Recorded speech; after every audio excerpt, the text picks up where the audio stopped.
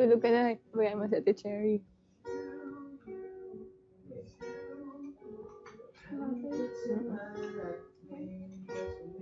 Ate Cherry, oh.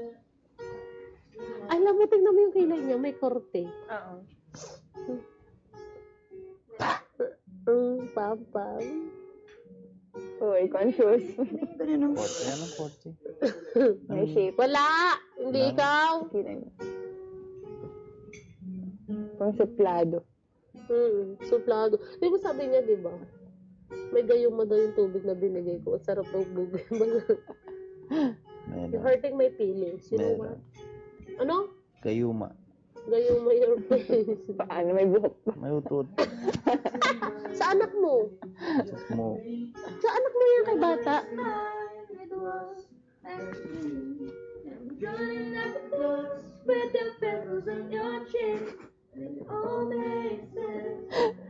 Ay, ewan ko sa inyong dalawa.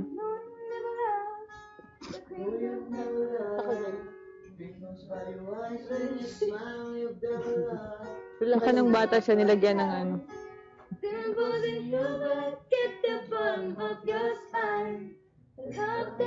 May pagkakaiba yung balbas dito. May? Kaya pag ganun yung iba yun. Mm-mm. Sa'yo iba yun. Eh, bakit mo kinukumpara? Iba Iba yung yung ba? korte nung kilay mo. Maganda, mas maganda yung kilay niya. Paano? Ayaw ko. Mas parang pambabae. Ay, gana. Ayan, yan. Nagkakakorte na. Yeah. Yung kanya kahit hindi na kanya. Masarap ahitan. Lakpan mo nga. Ganyan ka. Sige na. Ganyan ka. Grab naman. Eh talagang kahit ayaw niya. Stubborn girl. Kahit ayaw niya gawin ginawa. No? Ang kilay niya. Ang sarap ahitan, no? Ano ang sarap ahitan, no? Ang sarap ahitan. Anong ahita? Yung gano'n, bawasan, korte. Bawasan natin. Pagtulog. Kasi kumuha siya ng buhok sa ilong. Oo, tayo naman. Kukuha ko sa kilay. Kilay. Out of my mga 10. Tignan mo, Anong pa? Nahihiya na siya, oh. Sus, pil naman yun. Batayin ko pa yun. Pil ko nga eh. Uy, conscious. Nahihiya. Huwag kang gaganyan.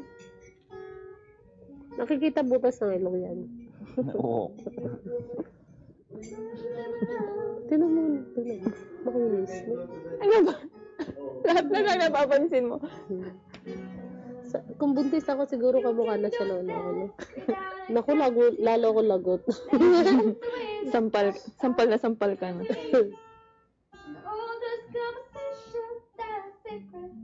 Nakatali na ang puso ko sa kanya, kaya sorry ka na lang. Sorry ka na lang.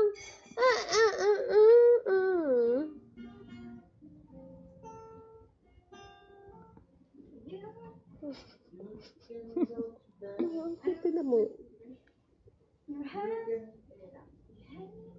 Ang kinis na. Yan sa akin din, yung hindi magaspang. Pero bakit yung bibig ko? Ganyan ba ko? Tignan mo, hindi nakatingin. Nakatangilid. Your hands fit in my legs. Your hand fits in my legs. Papampa, sabi ng... It's made just like it's made. It's made. Ay! Exchange just for me. Your hand fits in mine like it's made just for me. Look at the mouth. Your hand fits in mine. Yung ano.